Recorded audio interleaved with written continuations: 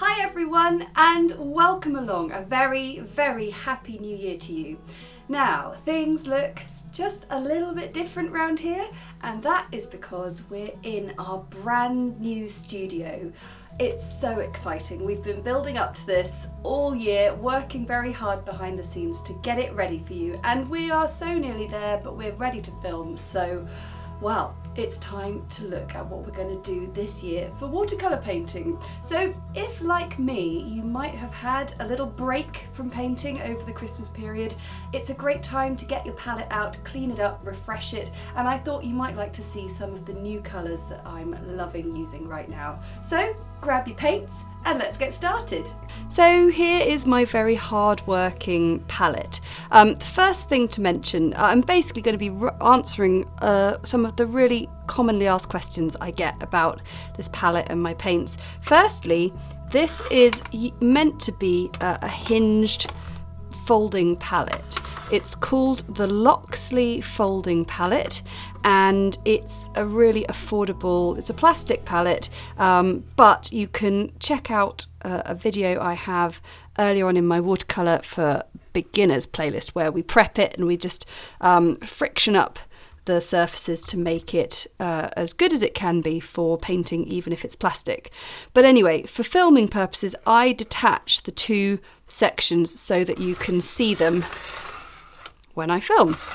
Anyway, so if I just get these two back here together, essentially the paints are tubes that I squeeze into the wells. These wells along here are all sort of angled. These ones are flat. I'm not too precious about sort of where the paint goes in the well. Some people suggest with angled wells you put the paint at the top there, which allows paint to run down and things, but I just pop it in and it works well for me. The thing I love the most about this palette is that there's loads of mixing space and I don't too often need to get another palette out. So this palette has gone through some changes since my first video a few years ago, and also we need to just top up some of the paints, and I also want to show you a really handy guide to give you a nice reference, because when your paints are in the palette they look really dark.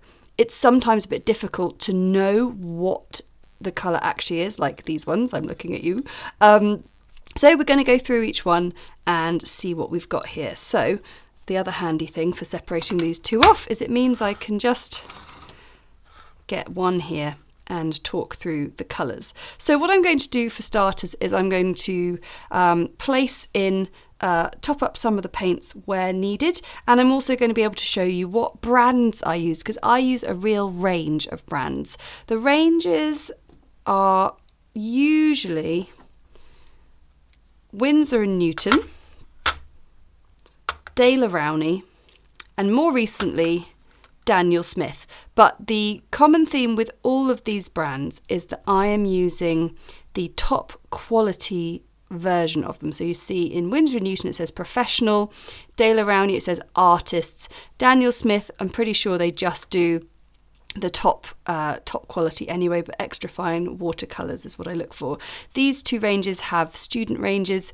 Winsor & Newton one is called Cotman, Rowney is called Aquafine. They're not bad at all, but if you want really good quality paints, look for the professional and artists quality. So the first thing I like to do when I'm doing a little palette refresh is I get all my tubes of paint out and I just line them up next to the well to see if I've run out of any. So for example, Hooker's Green, I don't have any and I need to place in an order for that one. And this one is just a complete mystery, hilariously. We don't know what colour that one is, so we'll get to that in a minute. But you can see there's a range of brands, but there's one up here that is totally new. So I've recently tried out Cass Art Artist Watercolour. Cass Art are a series of British art shops, but you can get their paint online. I think it's a really, really fantastic quality. So it's another brand that I am introducing into my palette with a huge welcome. So firstly, making sure you've got all your tubes of paint and you can see here what brands I'm using. So there's a colour down here that very rarely gets used, but it's one I really love. The reason it doesn't get used in videos is because it's usually off camera, which is just such a shame. But this is called Mayan Blue Genuine. And what I'm going to do next, once I've realised all the paints I've got, we're going to create a lovely chart and do a little swatch of each one just so you can see. The only other things to note really here is I've recently changed to Ivory Black. I had Mars Black in there, but I'm now on Ivory Black. I just really liked it when I tried it. There's not a huge amount of difference.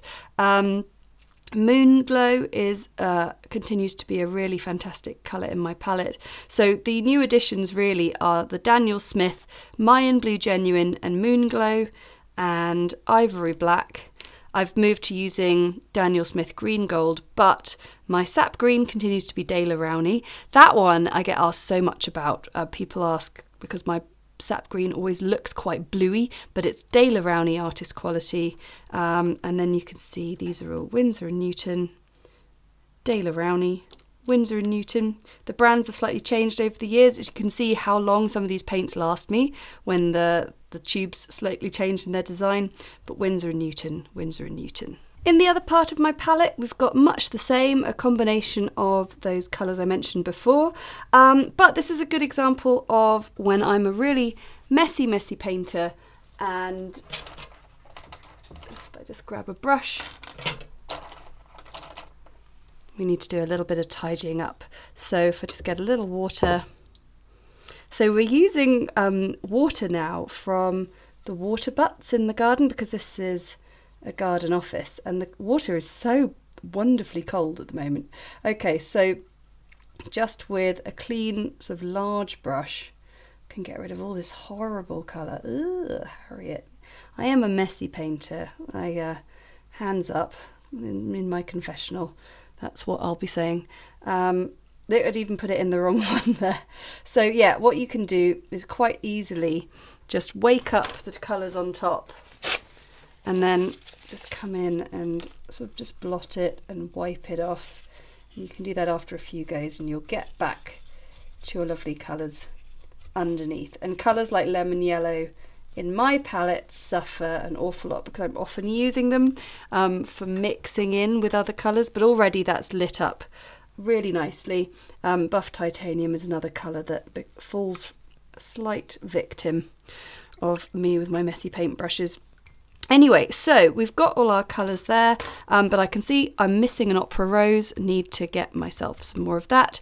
But what I'm going to do is I'm going to list all the colours and the brands that I have in the episode notes below if it's difficult to see some of these. Some of the Winsor & Newton colours are a bit difficult to see, but that is Scarlet Lake and that is Winsor Lemon and that's Cadmium Red right there.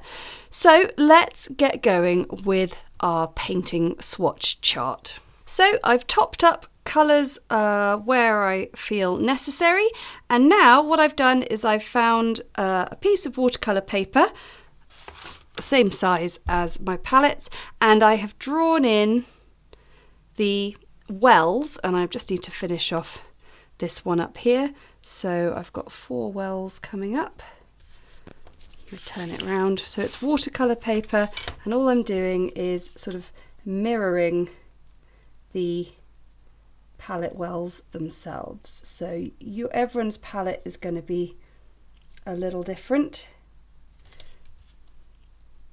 So you can just create your own grid on your own watercolour paper.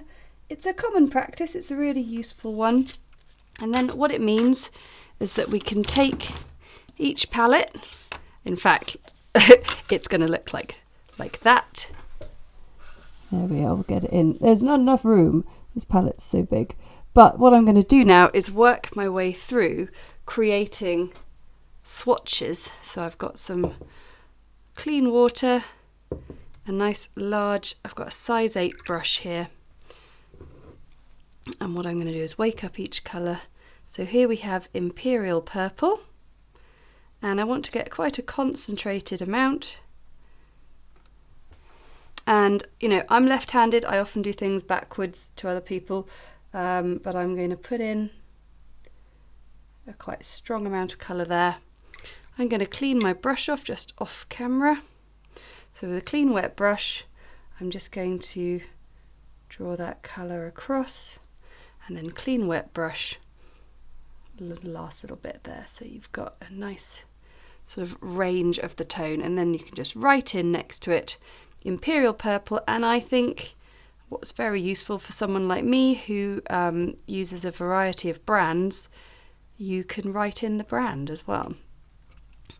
The reason I haven't settled on a single brand is quite a sort of, it's quite a sort of unexciting reason. The main thing is because when I first started watercolour painting, about 10 years ago now, I sort of was given a list of colours, recommended brands by the particular teacher. I went on a little like class. I'm self-taught, but I had like a little sort of night class for about 6 weeks that I went to just to sort of make sure I could still do painting. And she recommended Rowney at the time, so that's what I bought. And those paints have largely lasted me a very long time. Good quality colours, they really do last. Here we go, here's the Ochre Rose. So just make sure, you're probably going to have to change your water over quite a few times to keep your colours nice and pure. There we go. Just really want to see what range you can get. There we are, nice one. Yeah, and over the years, as I've learnt more about brands and colours, and you on YouTube and my wonderful patrons have made me more aware of independent brands or smaller brands, it's been wonderful to try them. And some have made it into my palette, which is really, really fantastic.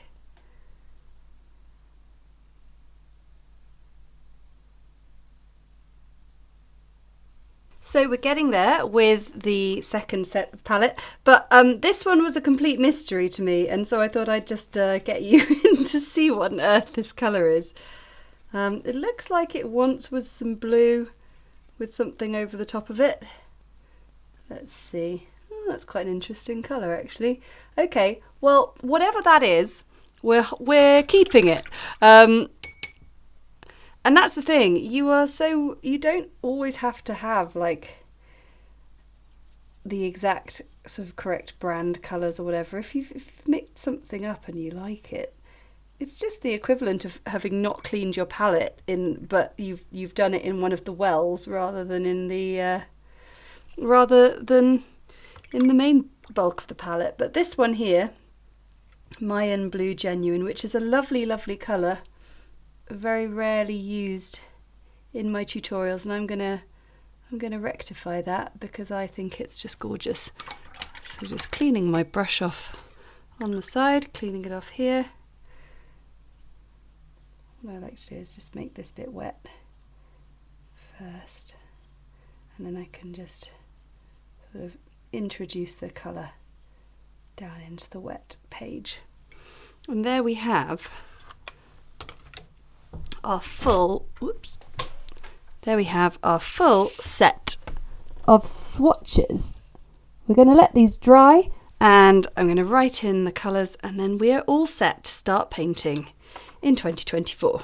So I've just written it all in pencil here, just done it in slight shorthand, and then the last one to do, which is Mayan Blue Genuine.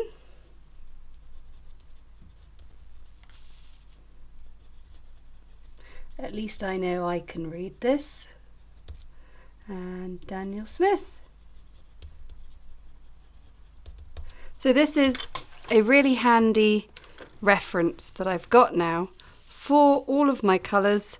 I can see also the sort of the way in which some of them smoothly blend, some of them a little more patchy. It's sometimes down to like how much water I'm putting in the mix, and sometimes down to the sort of makeup of the paint itself. But this is going to now live in my brand new filming studio office, so I've got a really handy reference. And also, if I'm looking to replace colours, obviously Ochre Rose And Hooker's Green, I'm going to go and look through my search history now, see if I can find those. And this one is just a joy. I'm going to have a little investigate and I'll let you know if I find out what this is. But yeah, this is really handy for anyone just reminding themselves what their colours are, what their palette's doing, getting ready to paint in 2024. So thank you so much for watching. I'll see you again next time. Don't forget, we have 3 YouTube tutorials a week, Tuesday, Thursday and Friday. And if that's not enough for you, we've got our Patreon, which has so much more content that's tailored and interactive, loads of stuff going on there, and live sessions and exclusive tutorials that you can find all about down in the episode notes below. But for now, I'll say thank you so much for joining me once again, and here's to a wonderful, creative 2024. Okay, bye!